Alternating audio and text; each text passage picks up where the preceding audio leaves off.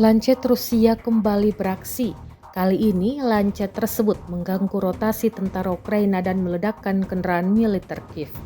Rekamannya diunggah di Telegram pada Selasa, 24 Desember 2024. Dalam keterangan unggahan disebutkan personel militer kelompok pasukan Rusia menggunakan amunisi lancet menghancurkan peralatan militer angkatan bersenjata Ukraina dan mengganggu rotasi unit mereka. Operator drone pengintai mendeteksi pergerakan kendaraan dan lapis baja Ukraina ke garis depan untuk rotasi unit mereka. Koordinatnya segera dikirim ke pusat kendali. Awak amunisi lancet yang berkeliaran dengan cepat mengangkatnya ke udara dan berhasil mencapai sasaran. Ledakan amunisi terekam oleh operator WAV salah lancet.